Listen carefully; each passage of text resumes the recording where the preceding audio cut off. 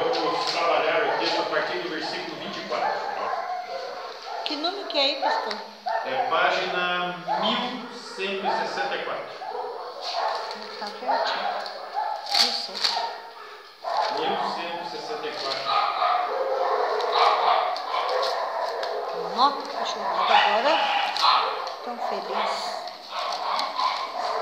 Hoje está merecendo uma bomba aí, também. É? Não tem, né? O cachorro está tudo na casa. É. Tem uma no cão.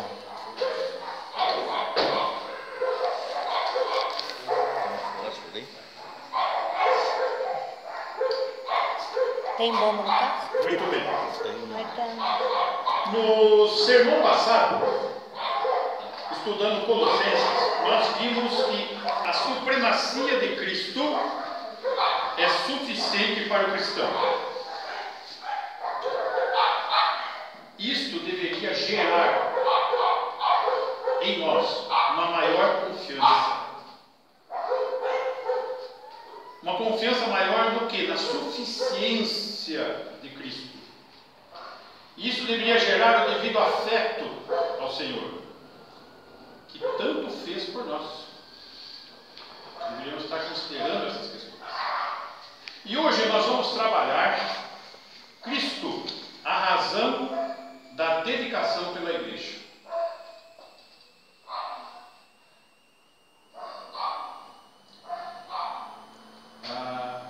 Colossenses, irmãs. Ajuda aí, Marcelo, para ela acompanhar o estudo. Colossenses 1. É que é pequenininho, irmã. É daqueles com poucas folhas. Então você pensa que está começando e já terminou.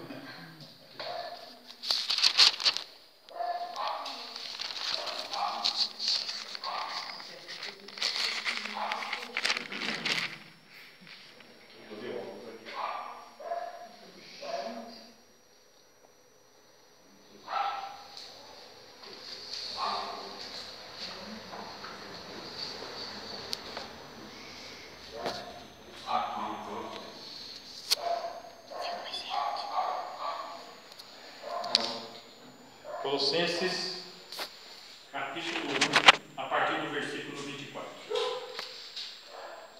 Cristo é a razão da dedicação pela igreja. Se temos alguma dedicação, nós precisamos ter a razão certa, Cristo. Cristo é a razão da dedicação pela igreja. Essa dedicação, ela deve se expressar em esforço infatigável pela igreja. Vamos ler o versículo 24. Agora me regozijo nos meus sofrimentos por vós e preencho o que resta das aflições de Cristo na minha carne, a favor do seu corpo, que é a igreja. Muito bem. Aqui, o apóstolo Paulo, após ter feito uma oração, vamos ver a oração dele, começa no capítulo 1, aqui no versículo 9. Por esta razão, também nós, desde o dia em que ouvimos, não cessamos de orar por vós, ele orando pela igreja de Colossos, e de pedir que transbordeis de pleno conhecimento da sua vontade, em toda a sabedoria e entendimento espiritual. Note que muito do que está contido nessa oração tem a ver com o contexto. Vamos lembrar que o contexto ali, ele está orientando a igreja quanto ao perigo do gnosticismo. Lembrando que o gnosticismo era uma seita que estava trabalhando em cima do conhecimento, de questões místicas. E quando abordava a Bíblia, era tentando olhar algum ensinamento por trás daquilo que está escrito. Então, o apóstolo Paulo, na sua oração, ele está trabalhando a suficiência da palavra de Deus e de Cristo. transbordeis de pleno conhecimento da sua vontade, da vontade do Senhor, e de toda a sabedoria que há no Senhor, e entendimento espiritual que temos em Cristo, a fim de viverdes de modo digno do Senhor. Como que a pessoa vai viver de modo digno do Senhor? Conhecendo a sua palavra. Para o seu inteiro agrado, frutificando em toda boa obra e crescendo no pleno conhecimento de Deus. Esse é o alvo.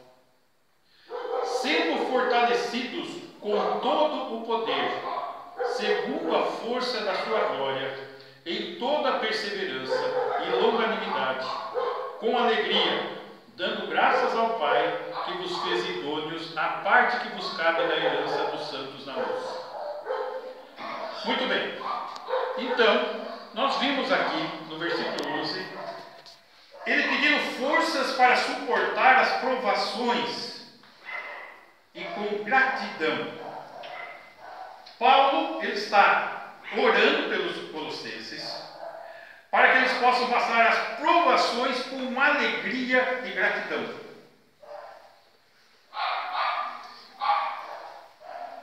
Eu vou ler um texto em Tiago para vocês. Deixa eu mesmo abrir.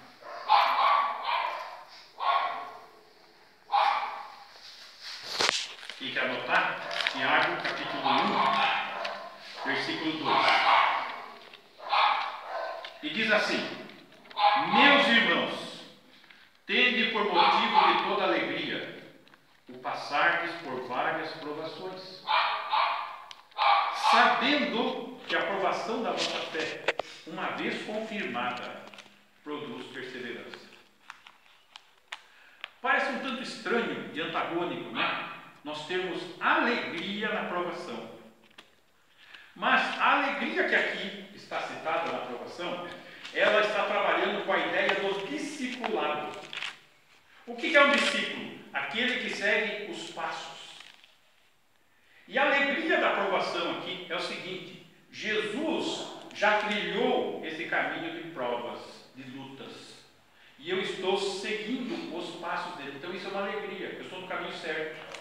Eu estou seguindo os passos de Jesus, que passou por lutas, por provas nessa vida. Então nós temos que ter a alegria de passar pelas provas que o Senhor passou, sabendo que Ele já trilhou aquele caminho. Então, isso deve render alegria. E sabendo que essa prova da nossa fé, uma vez confirmada, ou seja, tendo vitória, produz perseverança. Uma fé perseverante, que não esmorece. Uma fé fortalecida. Muito bem. Voltemos para o texto de Colossenses. Então, o sofrer com alegria é a própria esperança, a própria experiência que Paulo teve. Note, o apóstolo Paulo, no versículo 24, o que ele fala? Me regozijo nos meus sofrimentos e preencho o que resta das aflições de Cristo. Interessante esse termo que ele está usando aqui. E preencho as aflições, o que resta das aflições de Cristo. Dois aspectos a serem vistos aqui. Primeiro aspecto é que nós, como cristãos, seguidores de Cristo, e que devemos ter por alegria seguir o caminho dele, isso é uma extensão do sofrimento de Cristo, porque nós somos o corpo de Cristo. Ou seja, Cristo ainda hoje sofre pelo seu corpo, que somos nós. Ainda hoje pela manhã, estudando Hebreus, o que nós vimos? Que Jesus está sentado à destra do Pai nos céus. E a única vez que a gente vê ele se levantando do seu trono é quando Estevão está sendo apedrejado. Para interceder. Ele é o nosso intercessor. Então nós vemos Jesus se levantando naquele momento. Estevão contemplando os céus, vê Cristo em pé à destra do Pai. A intercessão. Nós, como crentes, nós já temos o perdão, a salvação, mas ainda dependemos da intercessão de Cristo por nós. E isso Ele está fazendo. Precisamos crer nisso, ter essa confiança para podermos desfrutar devidamente desta bênção. Então, a união com Cristo envolve a união com os sofrimentos de Cristo. Romanos 8,17 diz assim: se com Ele sofremos, também com Ele seremos glorificados. Meus irmãos, nós já estamos com a garantia da glorificação.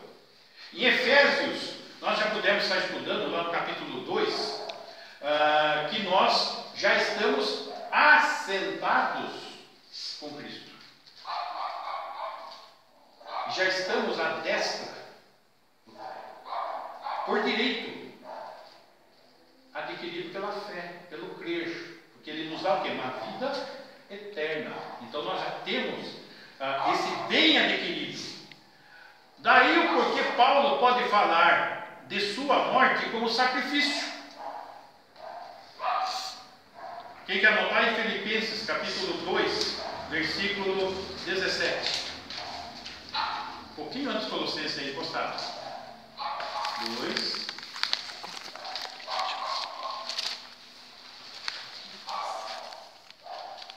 Versículo 17.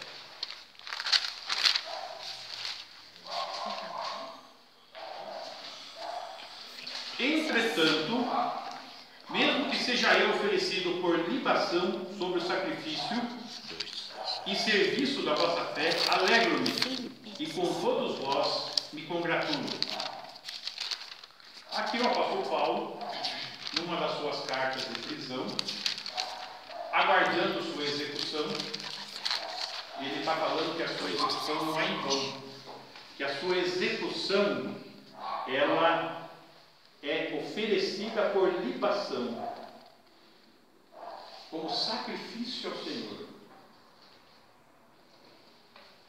Porquanto para mim o viver é Cristo e o morrer é lucro. Hoje já não sou eu mais quem vive, mas Cristo vive em mim. Notem que essa união com Cristo nos envolve, nos faz tornar participantes do seu sofrimento. E o que Cristo pede de nós? Romanos 12:2. Rogo-vos, pois, irmãos, pelas misericórdias de Deus, que apresenteis os vossos corpos como sacrifício vivo, santo e agradável a Deus, que é o vosso culto racional, o vosso sacrifício. E não vos conformeis com este século, mas transformai-vos pela renovação da vossa mente, para que experimenteis qual seja a boa, agradável e perfeita vontade de Deus. Envolve consagração. A consagração envolve sacrifício, participação no sacrifício de Cristo.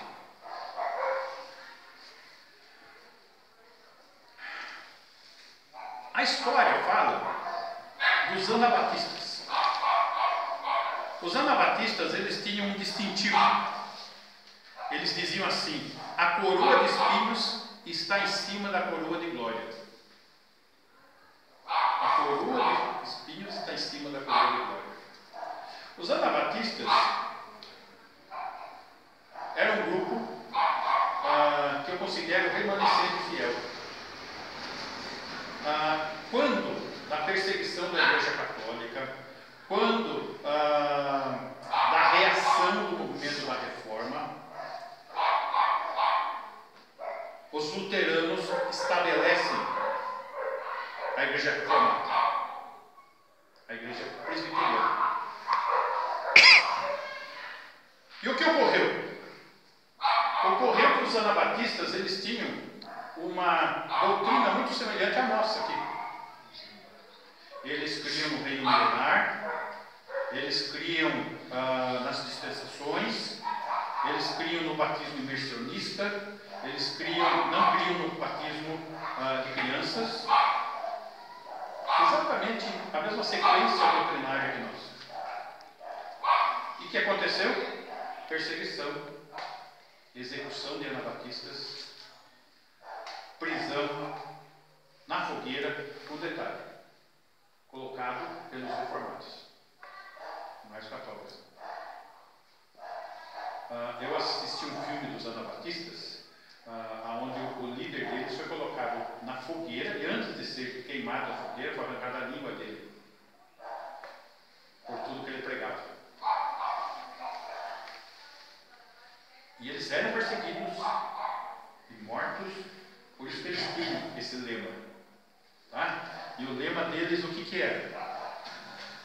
A coroa de espinhos está em cima da coroa de glória. O caminho do sofrimento. Mas eles viviam a fé que eles criam. E nós devemos crer também. Nós fizemos uma profissão de fé. Um dia nós conhecemos a salvação em Cristo. Um dia nós compreendemos Romanos 10:9. Se com tua boca confessares a Jesus como Senhor e teu coração creres que Deus o ressuscitou dentre os mortos, será salvo. Um dia compreendemos a necessidade de nos rendermos a Cristo. Isso deve acentuar a nossa identidade com Cristo. Isso deve tornar a nossa ligação, em especial, a sua morte, que nos comprou com sangue. Na profissão de fé, pelo nosso batismo, alguns ainda vão ser batizados aqui. Vamos ver no que está a ligação do batismo. Romanos, segura aqui em Filipenses, que vamos botar aqui, e vamos em Romanos, capítulo 6.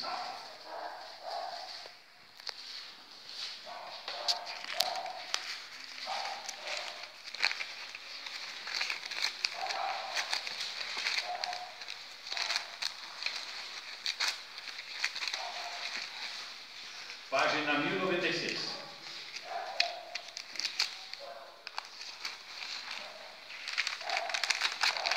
Romanos.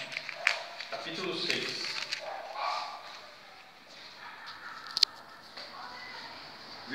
A partir do versículo 3. Ou porventura ignorais que todos nós que fomos batizados em Cristo Jesus, fomos batizados na sua morte? Fomos, pois, sepultados com Ele na morte pelo batismo, para que, como Cristo foi ressuscitado dentre os mortos pela glória do Pai, assim também andemos nós em novidade de vida. Porque se fomos unidos com Ele na semelhança da sua morte, certamente o seremos também na semelhança da sua ressurreição. Nós precisamos morrer com Cristo, morrer para a nossa carne, para a nossa vontade, para os pecados. Sabendo isto, que foi crucificado com Ele o nosso velho homem, para que o corpo do pecado seja destruído e não sirvamos o pecado como escravos. Porquanto quem morreu está justificado do pecado. Aqui está falando da velha criatura, do velho homem que deve ter morrido com Cristo. E como o batismo ele deve simbolizar o meu novo nascimento, a morte do velho homem e o nascimento do novo homem, ele simboliza isso. Está ligado a sofrimento. Isso vai trazer implicações para a nossa conduta de vida. No memorial da ceia do Senhor, isso também é lembrado. Cada vez que a gente participa da ceia do Senhor, diz assim o texto: anunciais a morte do Senhor até que Ele venha. Anunciais a morte do Senhor até que Ele venha. A união com Cristo envolve a união de Cristo com os nossos sofrimentos por Cristo. Paulo foi questionado: por que me persegues? Disse Cristo.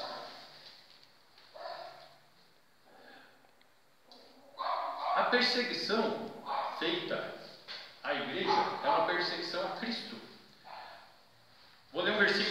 1 Coríntios 3,16. Quem quer anotar aí? 1 Coríntios 3,16. Não sabeis que sois santuário de Deus e que o Espírito de Deus habita em vós? Note, não está falando de uma pessoa, está falando de algumas. O corpo de Cristo, a igreja, tá? Que sois vós, que habita em vós, está falando da igreja. Se alguém destruir o santuário de Deus, que é a igreja, Deus o destruirá, porque o santuário de Deus, que sois vós, é sagrado. A igreja é algo sagrado para Cristo. Versículo 25, voltando lá em Colossenses. Estou aqui em Colossenses. Colossenses, capítulo 1, versículo 25 ao 27. Da qual, igreja, me tornei ministro de acordo com a dispensação da parte de Deus que me foi confiada a vosso favor, para dar pleno cumprimento à palavra de Deus. O mistério que estivera oculto dos séculos e das gerações, agora todavia se manifestou aos seus santos, aos quais Deus quis dar a conhecer qual seja a riqueza da glória deste mistério entre os gentios, isto é, Cristo em vós, a esperança da glória. A dedicação que aqui se expressa é desse esforço infatigável pela igreja, nos unindo às aflições de Cristo, fazendo-nos provar o mistério de Cristo em nós. Do que é esse mistério que nós estamos falando aqui? A igreja. A igreja é o mistério que esteve oculto. No Antigo Testamento não existe nenhuma alusão ou profecia, ou expectativa, ou existência da igreja de Cristo. Isso foi algo revelado, e o apóstolo Paulo aqui fala: eis o mistério, o corpo de Cristo, a igreja, que de ambos fez um, conforme Efésios, de ambos os povos, judeus e gentios, fez um, a igreja.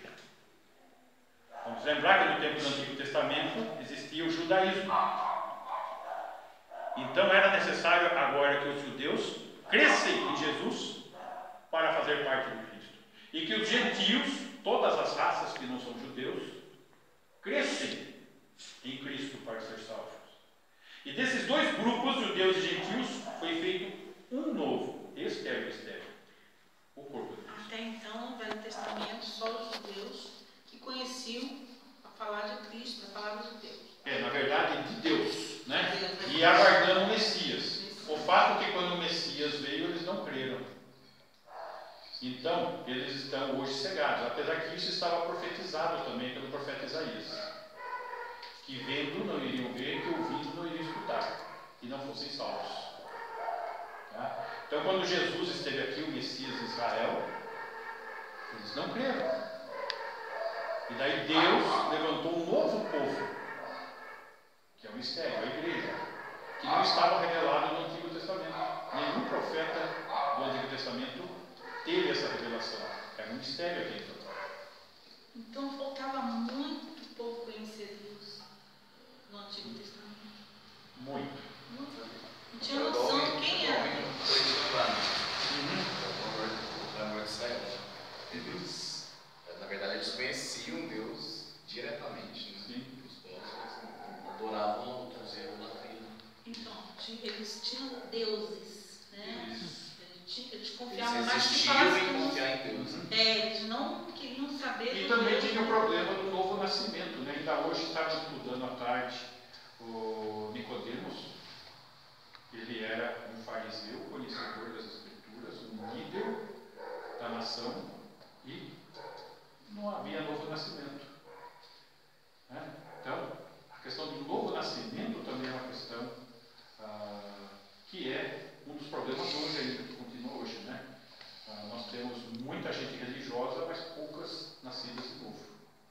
Interessante que eu acho, é uma convicção minha, Quando a gente estuda sobre arrebatamento, não existem sinais do arrebatamento. E não existe nenhum comentário que vão sentir falta de alguém. Isso é tudo fruto da cabeça das pessoas. E a gente que mais ouve é isso. É. Ah, fulano sumiu. Então, o que acontece? O que acontece é que eu acho que são tão poucos que nem falta. Mas os salvos dizem que os salvos irão ouvir o toque da trombeta, só os salvos. Os que forem arrebatados não. Arrebatar. As pessoas que não salvam não vão dar nem Nem conhecimento. não vão perceber nada. Né? O pessoal confunde porque mistura com segunda vinda. É um outro assunto, é uma outra situação. Porque a segunda vinda está ligada à promessa de Israel, a implantação do reino. E o arrebatamento está ligado à igreja. Então, por se confundir Israel e igreja, forma-se essa confusão. Está entendendo? Mas a gente tem estudado aí paulatinamente, ponto a ponto, para que a gente consiga discernir melhor essas Tem igreja que não assimila aquele reino milenar, né? Não, aí já é uma base doutrinária diferente. Eles não creem nisso. Ah. Embora esteja escrito, né? Muito bem. Então, aqui nós podemos ver então essa questão do mistério Cristo em vós. E aqui incluindo, inclusive, a questão dos gentios, né?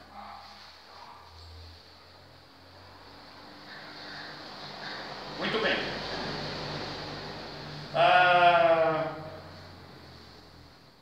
Versículo 28 e 29. O qual nós anunciamos, advertindo a todo homem, e ensinando a todo homem em toda a sabedoria, a fim de que apresentemos todo homem perfeito em Cristo. Para isso é que eu também me afadigo, esforçando-me mais possível, segundo a sua eficácia que opera eficientemente em mim.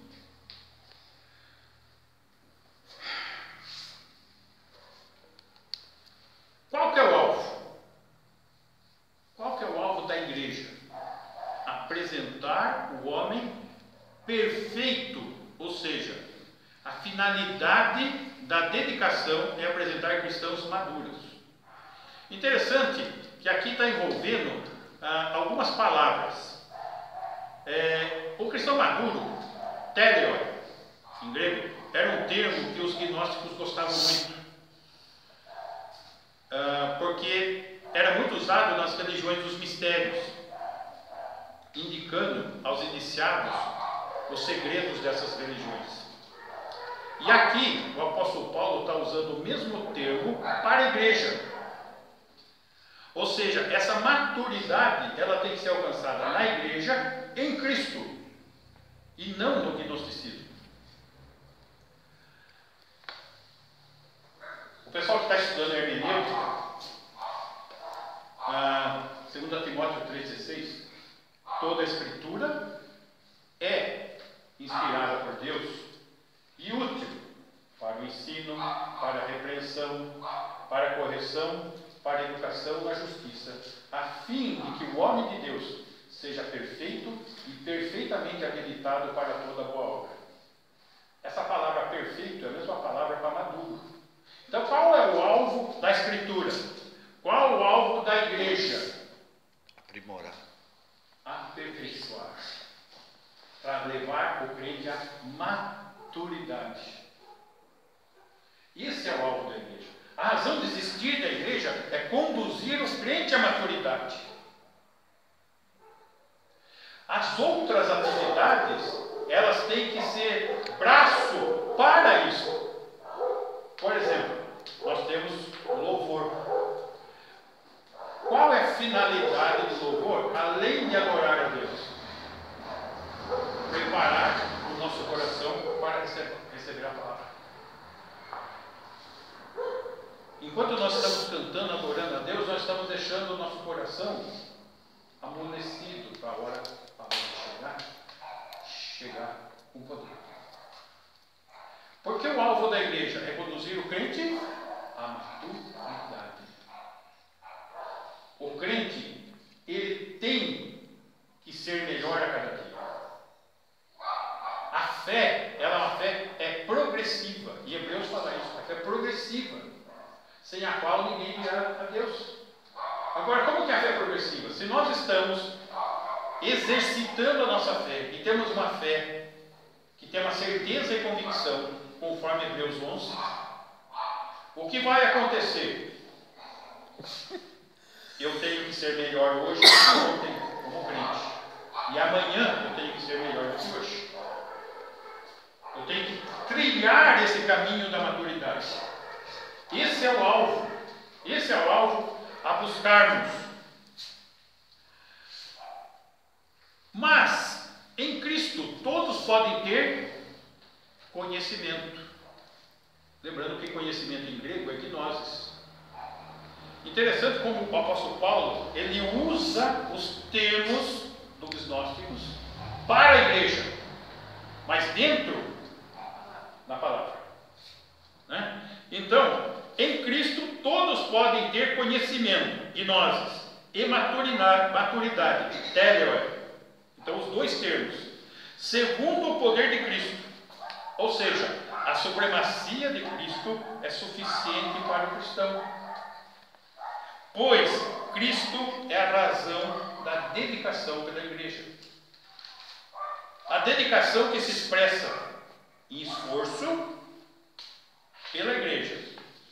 Como exemplo disso, nós temos o apóstolo Paulo. E eu gostaria de encerrar com uma pergunta. Você tem sido exemplo de esforço?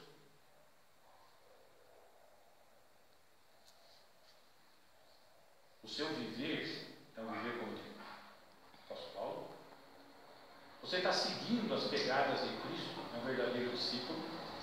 Tem tido alegria nos caminhos de provação? Viver o cristianismo, ainda estava conversando isso antes do culto, não é fácil.